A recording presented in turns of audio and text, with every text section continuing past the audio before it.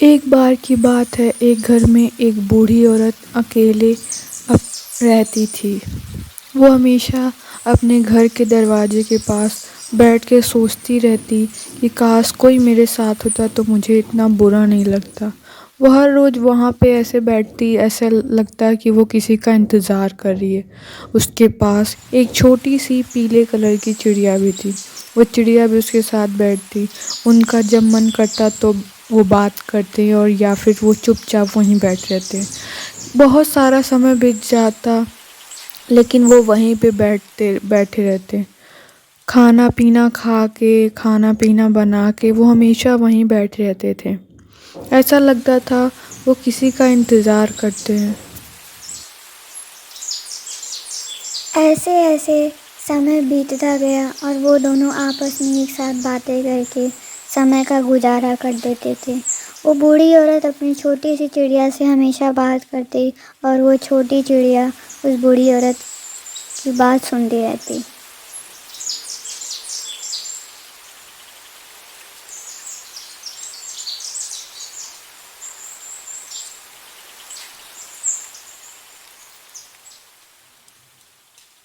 ایسے ہی سالوں مہینوں گزر گئے۔ ایک بار کی بات ہے، وہ بڑھیا سوچی کیوں نہ میں کہیں گھومنے چلوں، تو وہ ایک ایسے ہی باغیچے میں اچانک پہنچتی ہے۔ وہاں پہ وہ دیکھتی ایک چھوٹی سی بچی بیٹھی رہتی ہے۔ وہ سوچتی ہے اتنے سنسان باغیچے میں یہاں ایک چھوٹی سی بچی کیا کر رہی ہے۔ وہ کافی دیر تک سوچتی ہے اور چڑیا بھی اس کو دیکھتی رہتی ہے۔ اچانک سے وہ دونوں دیکھتے ہی دیکھتے سوچتے ہیں کہ کیوں نہ ہم اس کے پاس جا کے اس سے پوچھیں کہ وہ یہاں کیا کر رہی ہے۔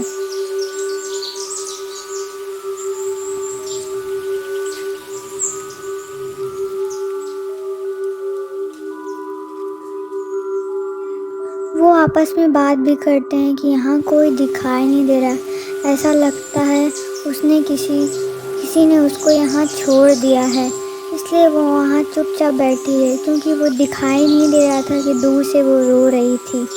پھر وہ وہاں جانے کا من بناتے ہیں اور وہاں جاتے ہیں۔ وہ جب اس کے پاس جاتے ہیں اور جب نزدیک جانے کے بعد انہیں دکھائی دیتا ہے کہ وہ تو رو رہی ہے، لیکن یہ نظارہ اتنا آسان نہیں تھا جتنا دکھائی دے رہا تھا۔ کچھ نہ کچھ تو گڑبڑ تھا، جہاں کوئی نہیں وہاں ایک چھوٹی سی بچی آخر کیوں رو رہی ہے۔ لیکن پھر بھی وہ بڈھی عورت اس سے پوچھتی کیا ہوا بیٹا، تم یہاں کیوں اکیلے بیٹھی اور کیوں رو رہی ہو۔ اس کے پوچھنے کے بعد بھی وہ چھوٹی لڑکی بہت دیر تک روتی ہی رہتی ہے۔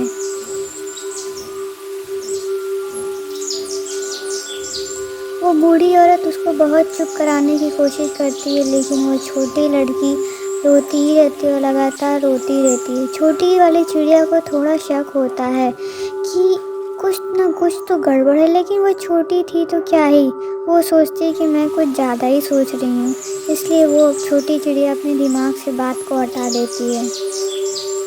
پھر وہ چھوٹی لڑکی بتاتی ہے کہ میں اکیلے رہتی ہوں، میرے ساتھ والے سب چھوٹ گئے، میں اب اکیلے ہی رہتی ہوں، میں یہاں ڈر گئی تھی اس لیے میں یہاں بیٹھ کے رونے لگی۔ آپ کو کوئی پریشانی نہ ہو تو کیا آپ مجھے اپنے ساتھ لے چل سکتی ہیں۔ وہ بوڑھی عورت بات کرتے کرتے سوچتی ہے ایسا تو میں کر سکتی ہوں، لیکن اتنا آسان نہیں ہوگا میرے لیے۔ وہ چھوٹی بچی اس کو ساری پرابلم بتاتی ہے اور وہ بوڑھی عورت اس بارے میں مان جاتی ہے اور وہ تینوں وہاں سے ساتھ چلے جاتے ہیں۔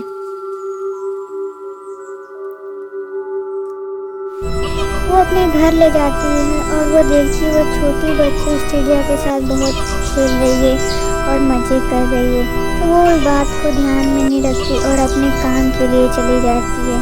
کھانا بنا کے وہ دونوں رات کو سوتے ہیں، وہ چڑیا اور وہ بچی اور وہ بوڑھی عورت۔ بہت سمے ہو جاتا ہے، بیچ کی اندھیری رات ہو جاتی ہے اور ماحول بدل جاتا ہے، کیونکہ وہ جو بچی آپ کو دکھائی دے رہی ہے وہ شاید بچی نہیں کچھ اور۔ اس کو جاننے کے لیے آپ دیکھتے ہی رہیں۔ اچانک سے موسم بالکل بدل جاتا ہے اور اندھکار چھا جاتا ہے۔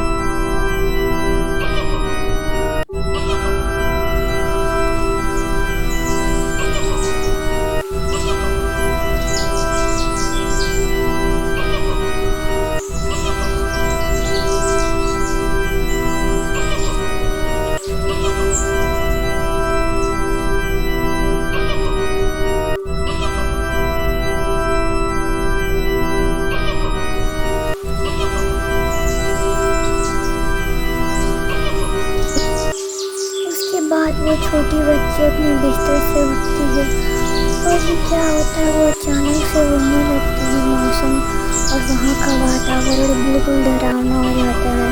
उसके बाद वो अपनी चुड़ैल में आती है। ऐसा करते उस चिड़िया ने उसको देख लिया और वो चुड़ैल समझ भी नहीं पाई कि किसी ने मुझे देखा। फिर वो खुले हुए दरवाजे से निकल जाती है और फिर वो चिड़िया एकदम डर जाती है कि ऐसा कैसे हो सकता है, वो तो एक चुड़ैल है और मेरी मालकिन तो इनके बारे में जानती भी नहीं।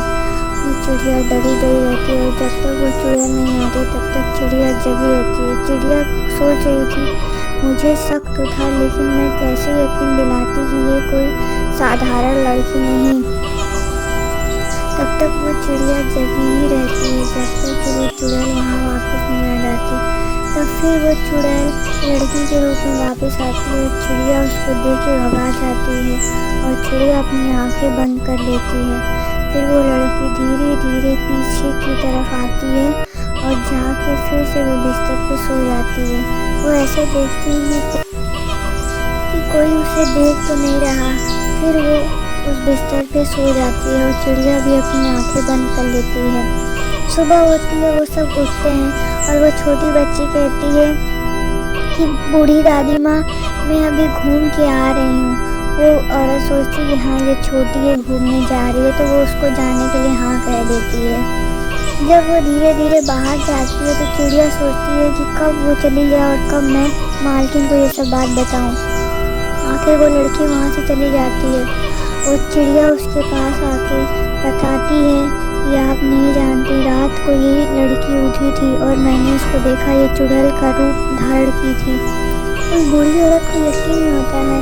वो सोचती है चिड़िया और छोटी भी है और ये कैसे जान पाई, हो सकता है उसने बुरा सपना देखा हो। लेकिन वो चिड़िया उसको बहुत बताती कि नहीं मालकिन, आप मेरी बात का यकीन करें, ऐसा हुआ था, रात में वो लड़की उठी थी और फिर मेरी भी नींद खुली।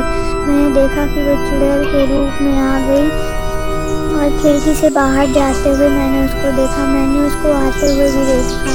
तो चिड़िया इतनी सारी बात बताती है, लेकिन बूढ़ी औरत से सोचती है हो सकता हो कोई भी जानवर, वो भी मेरा पालतू, इतना झूठ थोड़ी बोलेगा।